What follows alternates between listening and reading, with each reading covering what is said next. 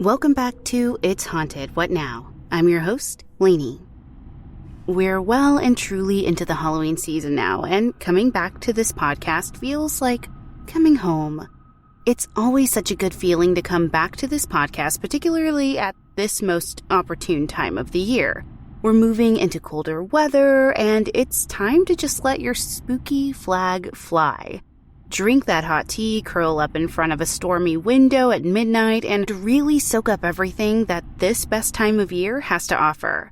Remember, we're always accepting stories to be featured on the podcast. If this Halloween season is reminding you of any paranormal experiences you've had or that you know of, feel free to hop over to hauntedpod.com and click on the link to submit your stories. You never know, you might be featured in a podcast episode. Okay, just kidding. You definitely will be featured in a podcast episode. Okay, ready to get spooked?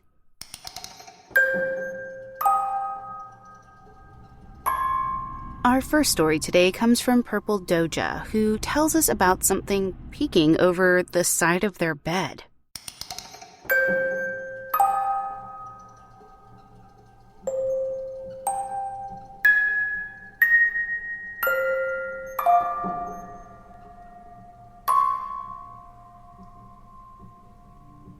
To start this off, I'd like to say I don't live in a creepy house. It's old, but in a charming sort of way.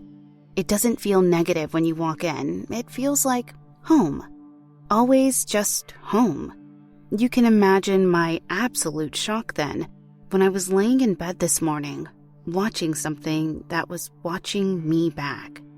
The room I share with my husband is decently sized, and from where the bed is placed when laying in it, you can see one of the two windows in the room.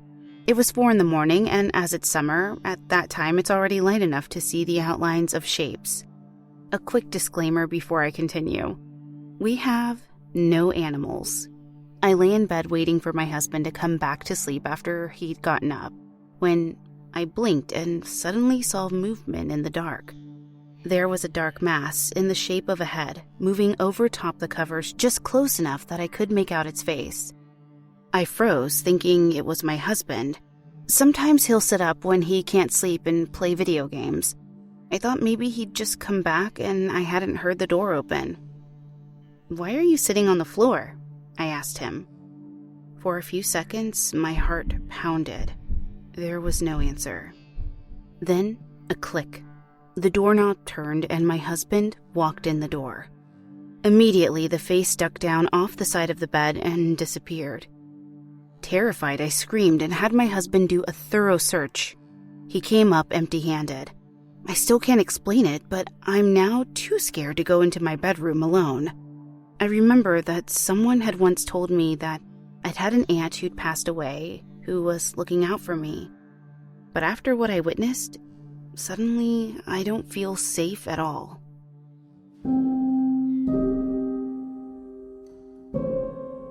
I feel like it's a pretty common thing when we're kids to be afraid to reach over the side of the bed, just in case something is reaching back.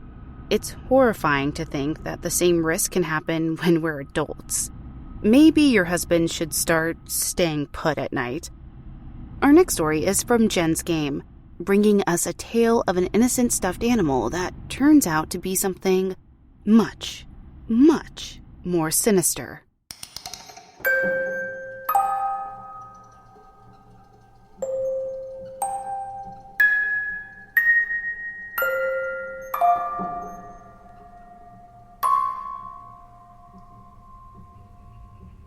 When I was 12, my mom gave me a stuffed bunny for my birthday. One day, my mom told me to clean my room. I noticed that the bunny was stuffed inside my closet. I decided to put it on my dressing table. Later that night, as I was going to sleep, I remember glancing at that bunny sitting on top of the dressing table.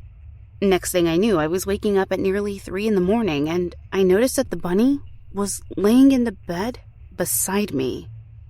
Immediately, I freaked out. I threw the bunny to the floor. Eventually, I calmed down, got up, and put it back where I'd left it before, on the dressing table. The next morning when I woke up, the bunny was gone. It wasn't on the dressing table or laying in the bed beside me. I searched my room and found the bunny inside the closet. I left it there, too scared to even touch it. I went downstairs to find my mom making breakfast. I told her about the situation with the bunny, and her voice was deadly cold when she replied, "Leave the bunny in the closet. Don't touch it no matter what." I was alarmed, but I agreed. Fast forward 2 years, I was cleaning my closet again and found the bunny. As soon as I touched it, I felt a spark of electricity and dropped it immediately. It fell back into the closet. After that, my mom gave the bunny to my aunt, who accepted it without question. The last time I went to her house, it was sitting on her bed. I wonder if that's where she had left it.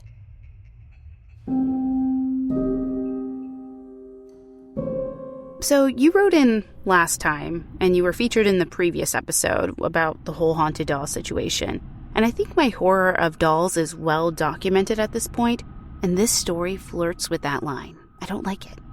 Stuffed animals are just one step away, and that makes this just as spooky, if not more so. Maybe you should think about warning your aunt about what she might have brought into her house, and definitely stay away from dolls and stuffed animals. Our next story comes from Recountingtheunknown, who tells a story about one night at work when a door didn't seem to want to obey the laws of physics.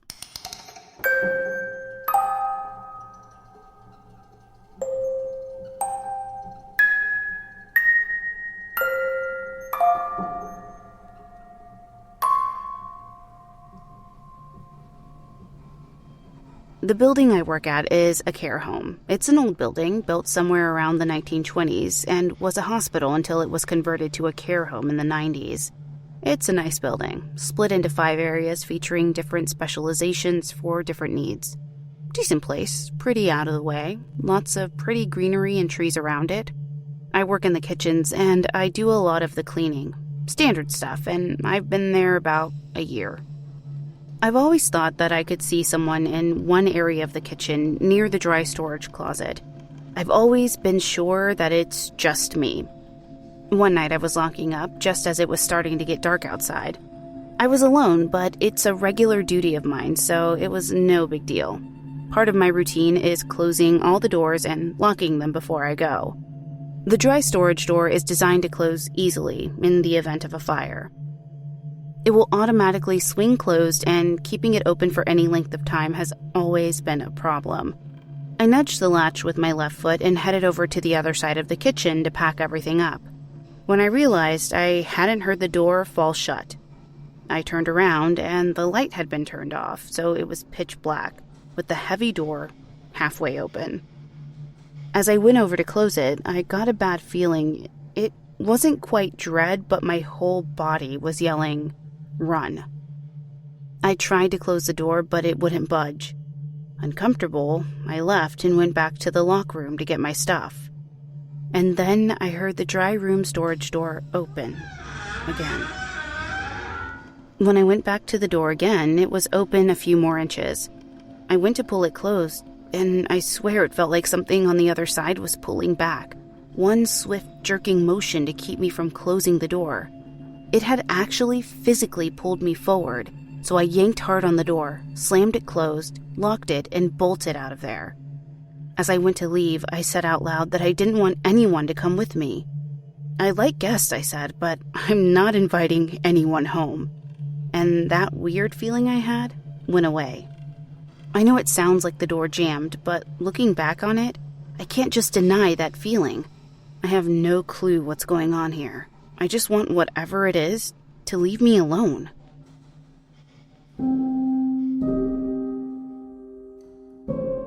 Okay, let me get this right. A door in an empty building that fights back when I try to close it? No thank you. I'd be halfway out of that front door before the door was even remotely open. So you're brave for even going back in the first place. I don't want to think about what could be waiting for me in that room or even waiting for you in that room, so I'm glad you still don't get that feeling. Our next story is from AFowlWaterfowl, who tells us of haunted woods near their home.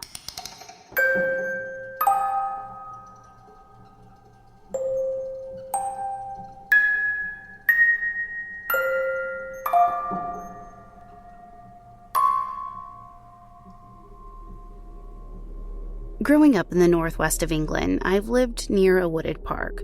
It was a memorial park for soldiers in the World Wars, and at the time, I thought nothing strange of it. One day, I'd been walking along with a friend of mine, heading home from school. There was a small area of the park not open to the public, but there was a collapsed area of fencing, and being teenagers, we completely disregarded it and walked past. The wood was boggy, but we knew the path quite well. Further down the path, we heard voices, so we headed towards where we knew there was a nearby field. We jumped the fence and ran, but when we looked back, there were two people peering over the fence at us. They wore equestrian outfits, complete with black blazers, white shirts, and riding helmets. It made no sense. There were no well-walked paths nearby and no houses or farms anywhere around. The woods weren't the same after that.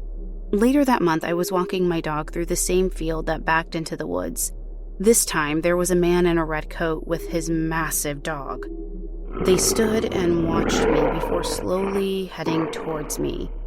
It creeped me out so much that I ran without looking back. The third time I experienced something, I was once again walking my dog. This time I spotted a woman in a red coat with that exact same dog, just standing there, watching me, perfectly still in the memorial park. I went straight home. The final incident I'd been telling my friend about what had happened. He was intrigued and said we should go back. We took the same path, past the fence, but this time the path was different. I didn't recognize it, even though it was the same path I'd taken home from school so many times before. My friend told me he could hear something, and suddenly, I could too. The leaves were rustling like someone was following us. I started to leave, already freaked out, but my friend turned back, only to see a figure in a black cloak staring between the trees at us. The look of panic on my friend's face was something I'll never forget. I didn't enter the woods again for the rest of the year. I started to dream of dogs with strange eyes, ones that would sit and watch me. I once tried to ask my Nana about the woods, and she told me that she'd also been watched by a man in a red coat near the woods. She told me that our town had an infamously haunted house, and that it bordered right on the edge of those woods.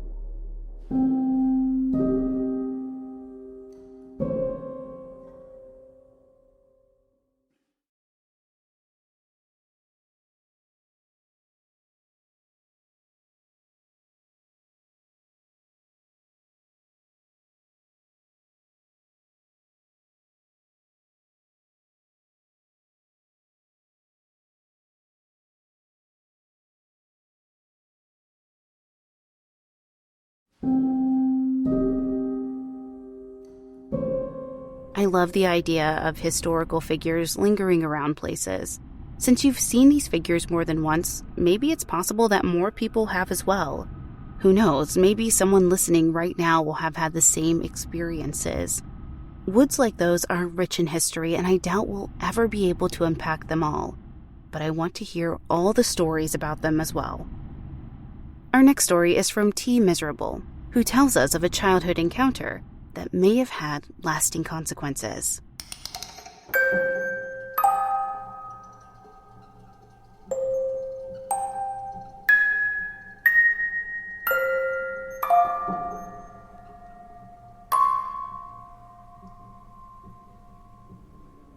I've been experiencing a few things, and I'm not really sure if they have to do with paranormal encounters or if it's just me going crazy.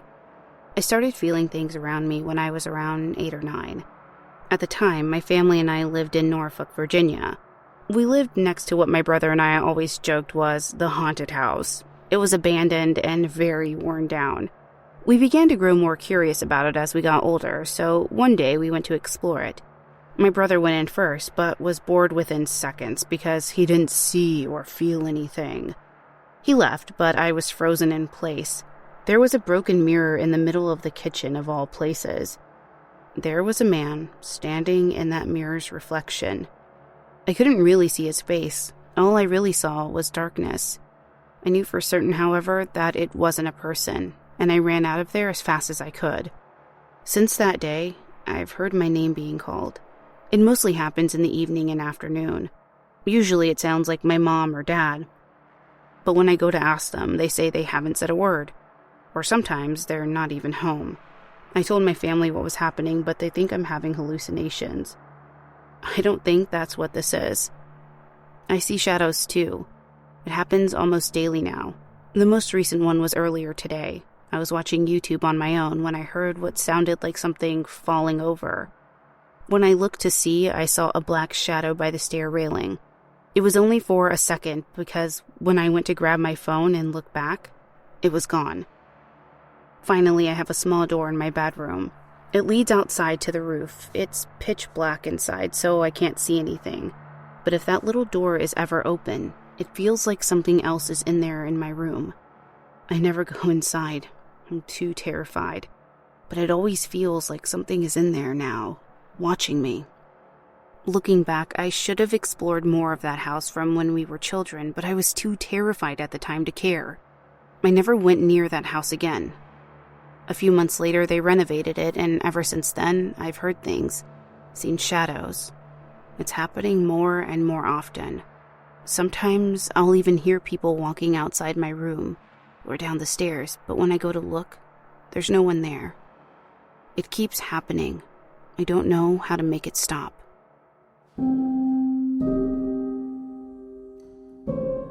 I'll admit, this one really gave me chills.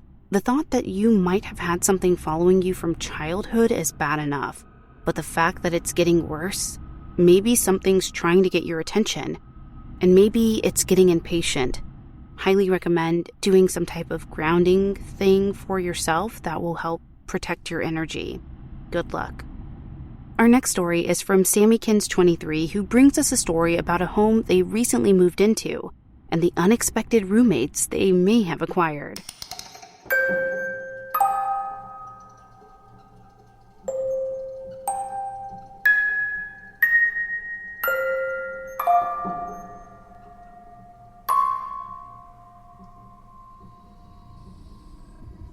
My experiences with the paranormal started when I was 8. Ever since then, I've been fascinated with them, even gone on a few investigations. I've also lived in a handful of places that had a history of paranormal activity. I don't know if I wind up in these places by chance or if they're just attracted to me. I turned 30 at the end of July and wound up catching COVID. I stayed home for the entire week, of course, and a few days in, I woke up just after midnight to go to the restroom. Generally, it takes me a while to fall asleep. A few hours later, I was only just starting to drift off again, when I suddenly heard someone shout, "Hey!" I immediately jumped up thinking it was my mom and that something was wrong. No one was outside of my room. In fact, everyone in the house was asleep. Eventually, I fell back to sleep myself. When I woke up in the morning, I'd mostly forgotten about the voice I'd heard. That afternoon, still unwell, I went to lay down and hopefully get some more sleep.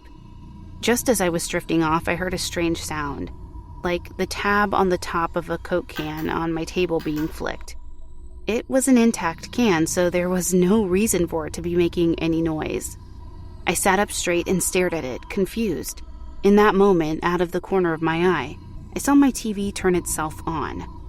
By now, I was freaked out. I hadn't had any experiences in this house before, so I wasn't expecting it. I texted my mom and let her know what was going on, which was when she told me about her own experiences. Apparently, she'd also woken up in the middle of the night thinking she heard me calling out to her, only to find out that I and everyone else in the house had been asleep. Now, because I've gone on some paranormal investigations before, I have some equipment. One piece is a spirit box, and I want to say up front that I've never had any issues using it before. But this time it wouldn't work. New batteries did nothing. Fussing with the buttons did nothing. Messing around with it for a good long while to try and find the problem, nothing. I was about to give up and put it away when suddenly it started blaring. It was loud and making horrible noises that I'd never heard before. Suddenly, it stopped. A moment later, it started to function normally, as it always had. I figured it was just some sort of technical issue and carried on, starting to ask it questions. No voices, just loud static. Eventually, I asked if it meant to do me any harm.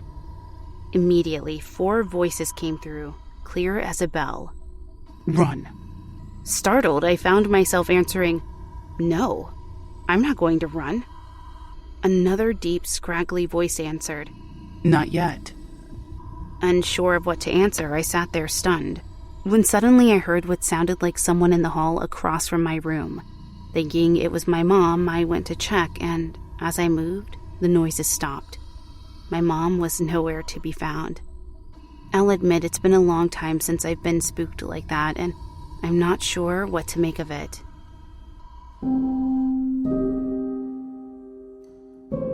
Okay, so spirit boxes are definitely a cool tool that I'd love to hear more stories about, especially if they have results like this one, because this is terrifying.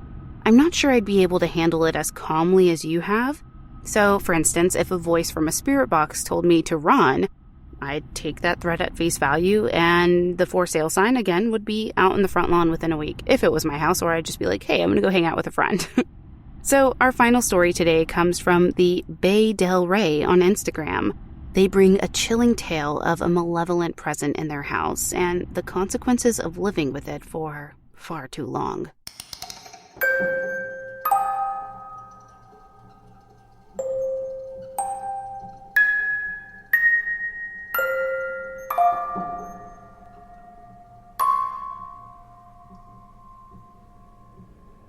In December of 2018, my best friend and I rented a house together.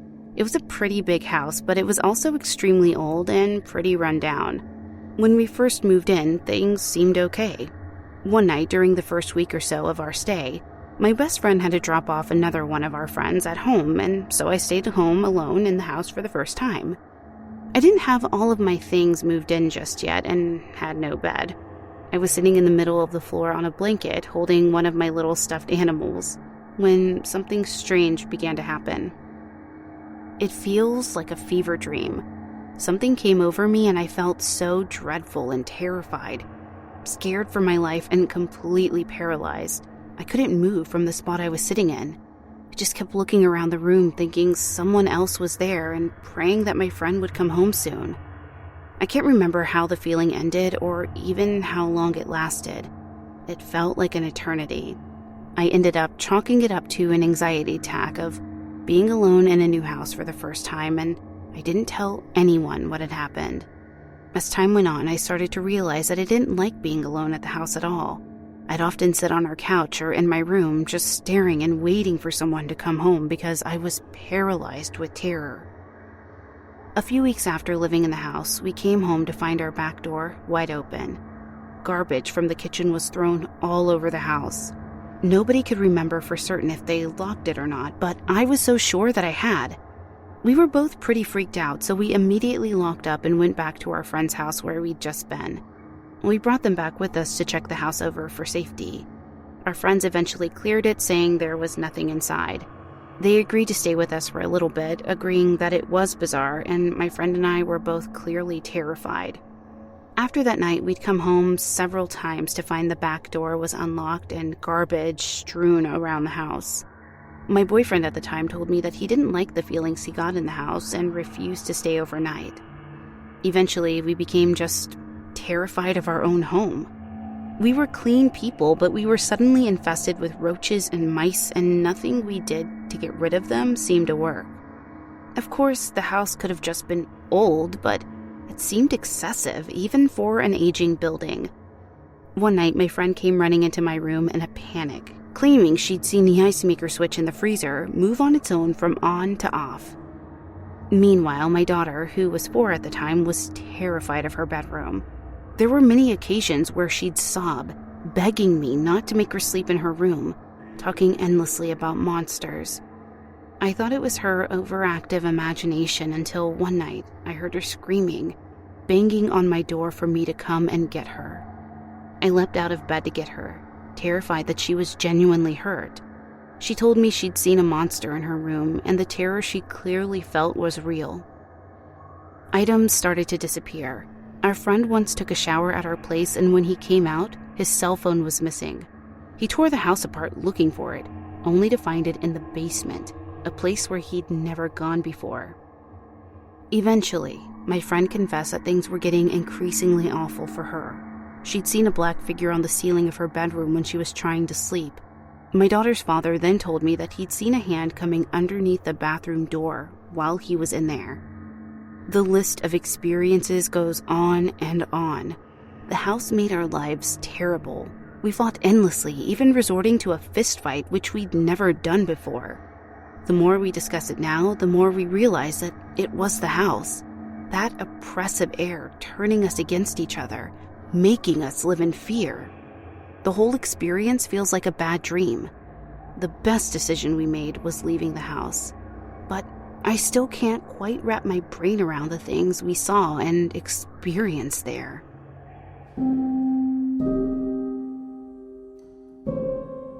Whew.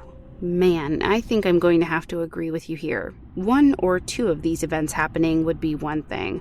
But all of them together like this, combined with all of your reactions and different people seeing these strange things happening, completely unrelated to each other, yeah, there was definitely something in that house, and it's for sure a good thing that you moved. Well, that does it for this episode. If you'd like to submit your own personal spooky tale to be read on the show, head to hauntedpod.com and click on the link to submit your stories. Or you can email us, hauntedpod@gmail.com. Thank you for listening. If you enjoyed this episode, please leave a positive review on Apple Podcasts or your podcast player of choice. It really does help. You can find us on Twitter at itshaunted_pod, Instagram at itshauntedwhatnow, or at hauntedpod.com. Production assistance provided by Olivia Holmesley and Jesse Hawke. Writing assistance by Meg Williams. The official composer for the show is Neeks at We Talk of Dreams. Check him out on Twitter at We Talk of Dreams or wetalkofdreams.com. Audio engineering provided by Ches at Gray Multimedia. Until next time. Did you hear that?